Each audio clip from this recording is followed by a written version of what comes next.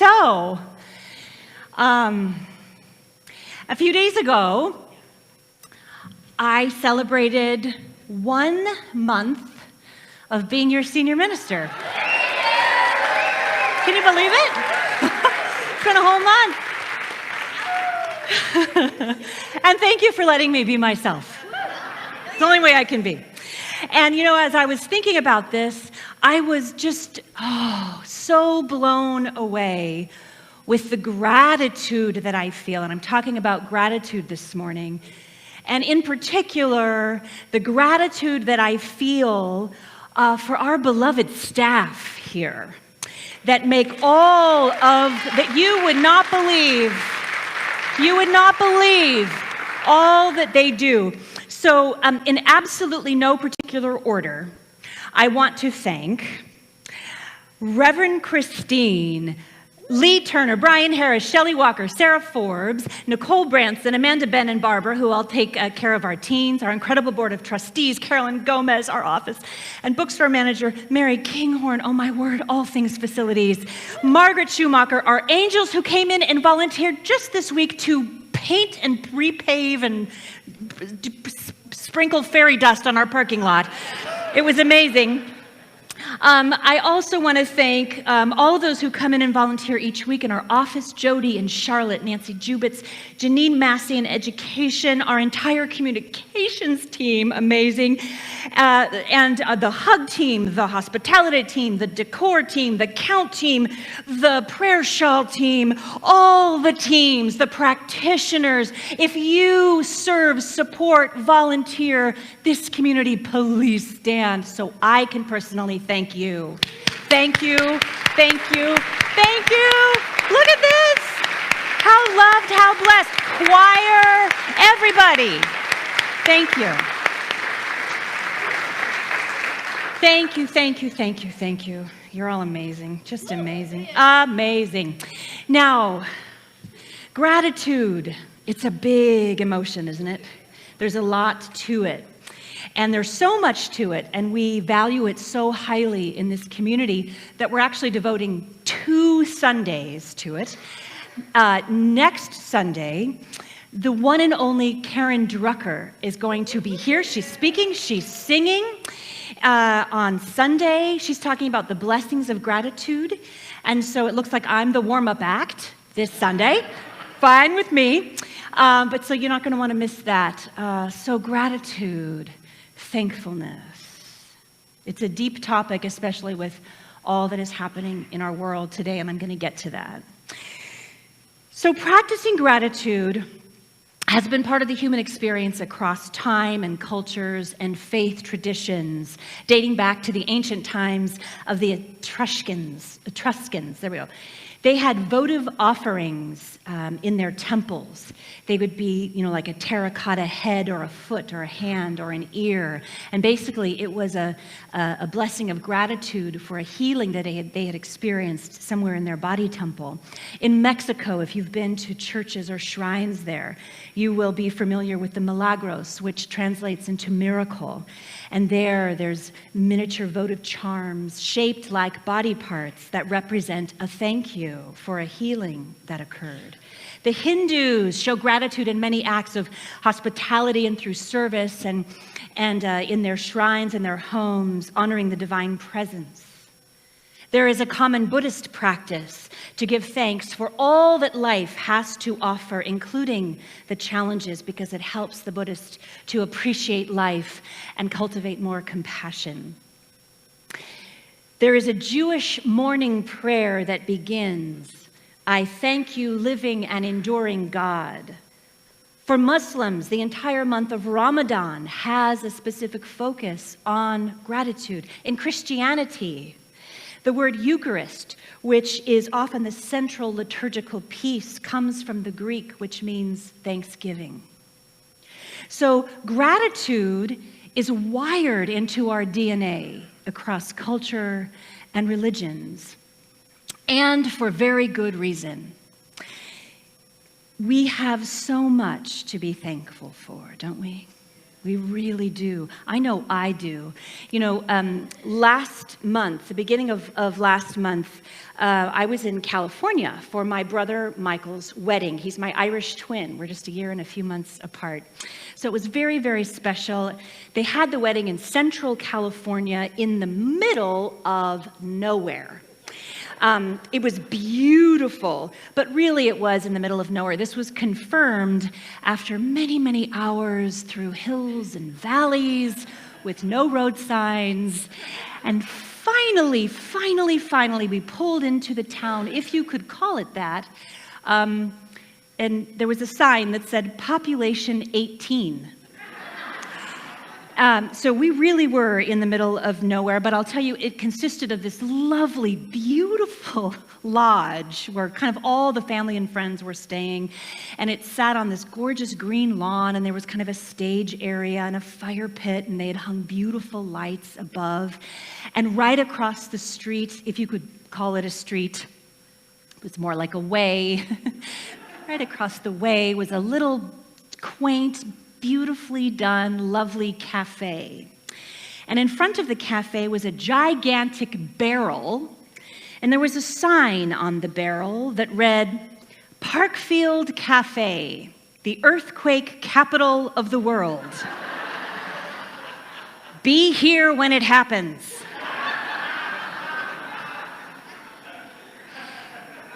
It was only then that we learned that we were actually standing directly on top of the San Andreas Fault. Maybe that's why only 18 people chose to live there. But I grew up in California, so I'm very used to earthquakes. Kind of like maybe some of you might have grown up in the Midwest. You might be used to tornadoes. But this kind of took it to a whole new level, I will say.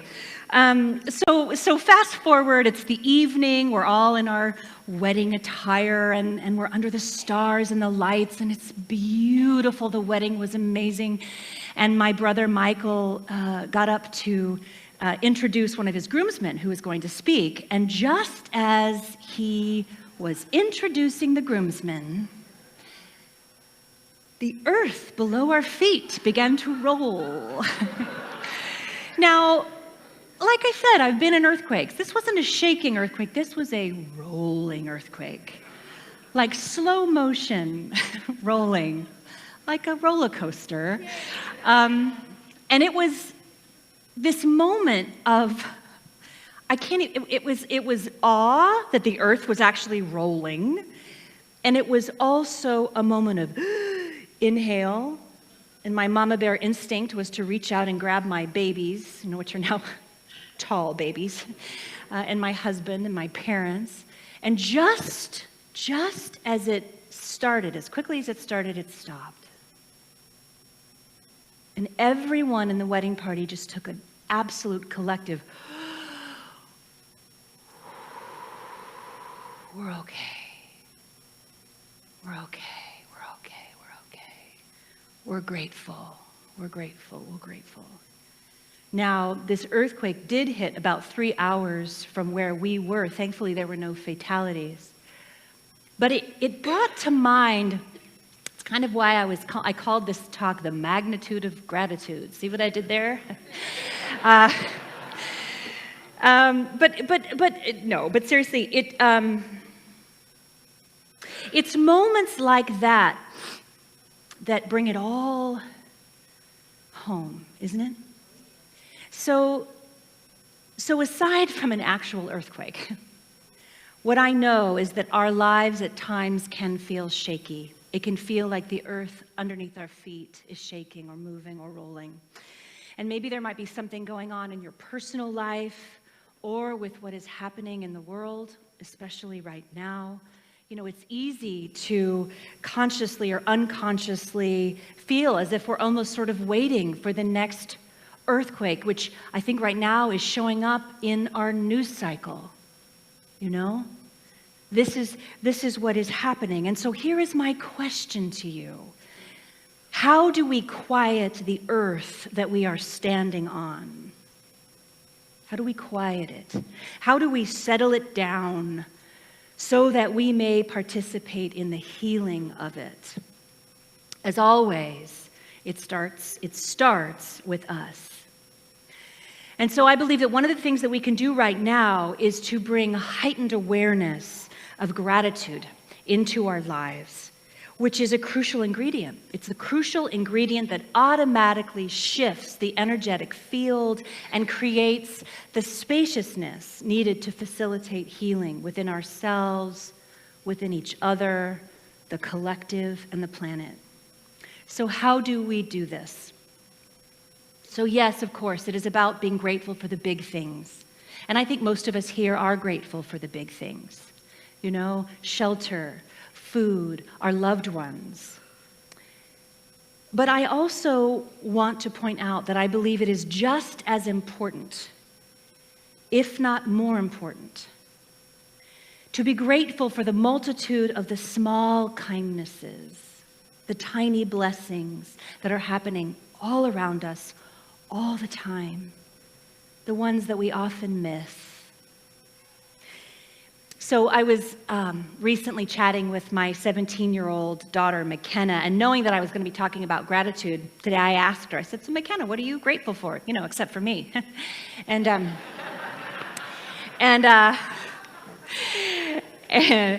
she thought about it. And then she dug into her purse and she pulled out her wallet. And she opened up her wallet, and in her wallet, tucked into a tiny little pocket, was a very disheveled little daisy.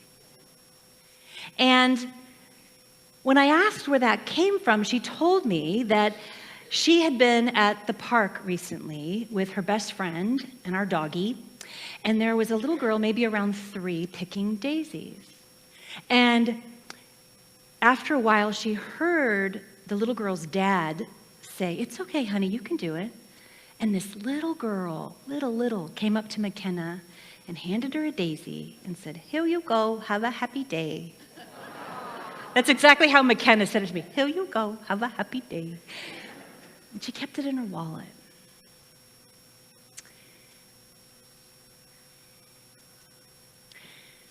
I want to read something to you that speaks to this, to the small kindnesses. It's by the artist and poet Danusha Lamaris.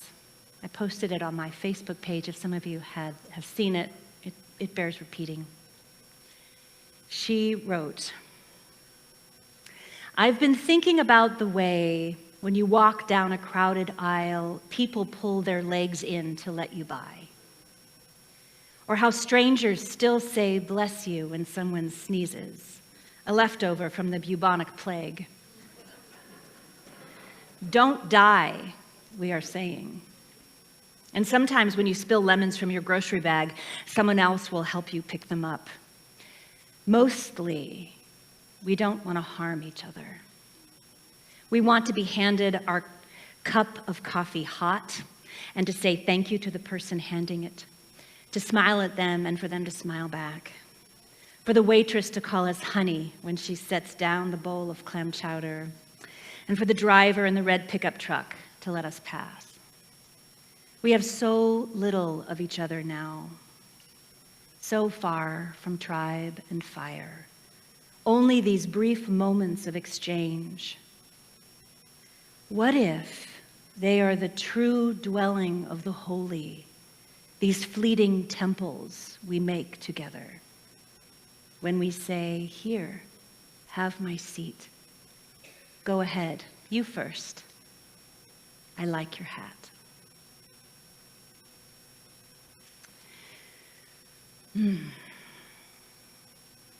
The small kindnesses. I believe that those people who show up in our lives as seeming strangers are somehow connected to the divine tapestry that we are all woven into and a part of. And the more awake we become, my friends, the more we realize together that the seeming strangers are us working together. We are the angels among us. Through the fleeting temples we make together, we remind each other the truth of who we really are. And one of the ways that we are seeing this right now is the massive collective number of people being engaged, many times for the first time, in activism and spirit-led social advocacy. We're seeing people for the first time standing up to take care for each other, marching, showing up, doing what is ours to do for those who need us, to help create a world that works for everyone. We're getting it, yes? So many of you will remember the wonderful Reverend Michelle Wadley, who was here a few months ago. She spoke here. She gave a beautiful workshop, I heard, to the practitioners. And it might interest you to know that she recently went to the El Paso border with several other clergy members across religious traditions to take a stand for ending family separation and child detention. She's a girl after my own heart.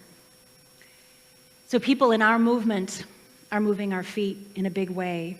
And I can't mention El Paso this morning without also talking about the shooting that happened yesterday at Walmart that killed 20 people. I had a very different talk written. I rewrote it at 10 o'clock last night, and then when I woke up this morning, I rewrote it again at 6 a.m. After hearing about the second mass shooting within 24 hours in Dayton, Ohio, where 9 people were killed. And here's the deal. This is so deeply personal to me because I've walked this. For those of you who don't know, many years ago, my dear 17-year-old cousin Colleen Rose was killed in a mass shooting. And so I have experienced this on a very visceral and deep level. We even have a beautiful rose bush outside. My cousin is Colleen Rose, and we have a rose bush dedicated to her right there in our garden.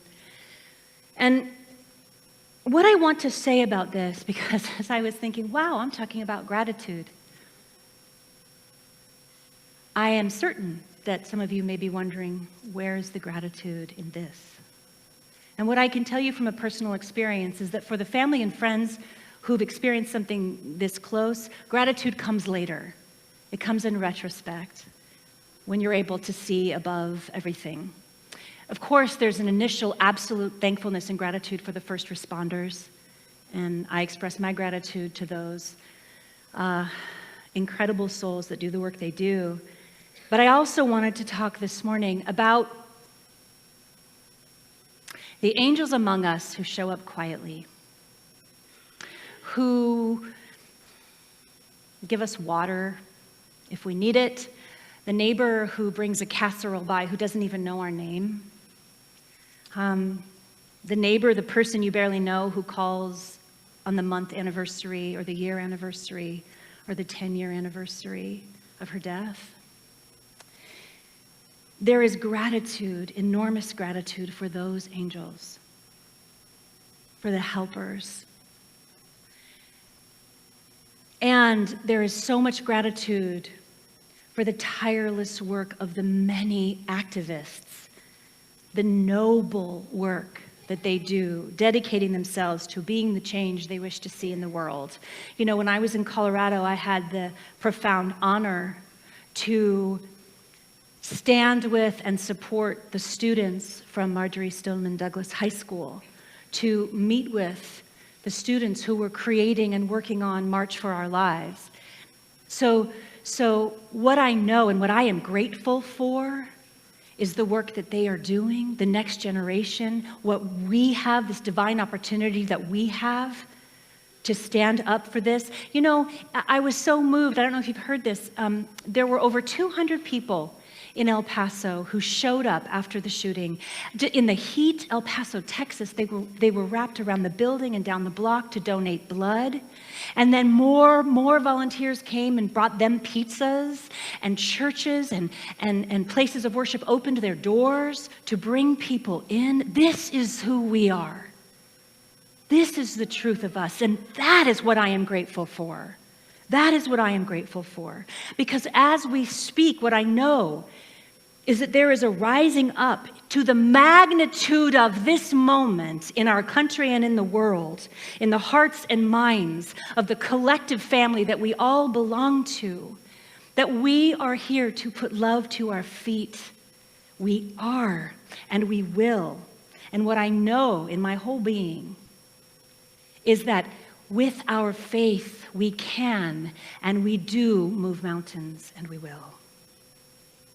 And I also know that we will create laws to ensure greater safety for our children in schools, at festivals, in movie theaters, and pizza places,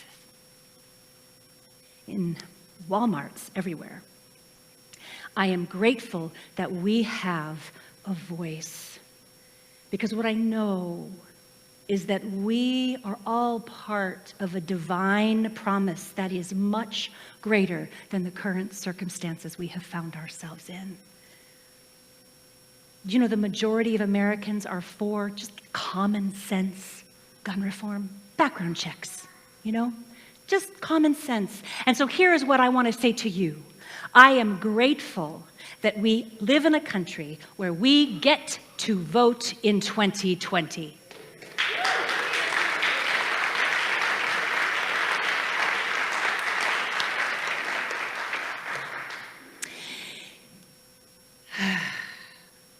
The word gratitude comes from the Latin gratia, which means grace. It means grace, graciousness, gratefulness. And I love that grace is first. It's the key ingredient. It's the key component to gratitude, is grace. When we enter into gratitude, we enter into a state of grace. I'm going to say that again. When we consciously enter into gratitude, we enter into a state of grace. Of grace. Grace is God. Grace is good. And the definition of gratitude states that along with the quality of being thankful, there is a readiness to show appreciation and return the kindness. So often we think of gratitude as, I am grateful for you. I am grateful for you. But we don't necessarily connect that I also have an opportunity to return kindness when you give it to me. It's a pay and pray it forward, so to speak, right? So here's what I know. We've all made mistakes, right? Or is it just me? Okay, if you've ever made a mistake in your entire life, raise your hand. Thank you. Thank you. If you've ever made a misstep, an error, misspoke, if you have ever failed miserably, thank you. All right.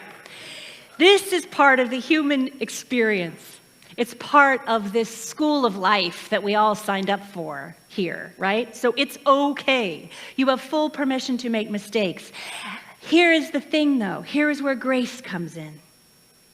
The grace in it is that we all have this opportunity to take our life lessons, our mistakes, our missteps, our miserable failures, and put what we learned from those experiences to good in the world, with how we are in the world.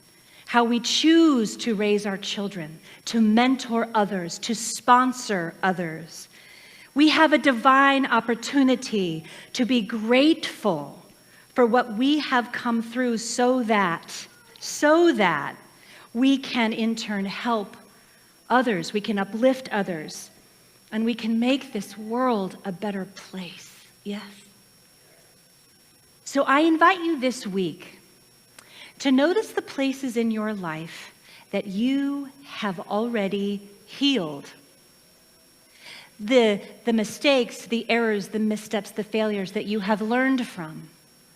And I invite you to up the ante, whatever that is for you, whatever that is for you, whatever that lesson, that life lesson, whatever it is that you healed, I invite you to look for places out in the world where you can apply what you've learned and be in support of others. Yes? Because what I know is what Mother Teresa taught so well. We belong to each other, so let's take care of each other. Thank you. Thank you. Thank you. Thank you. Thank you. Thank you. I love you. Thank you. Thank you.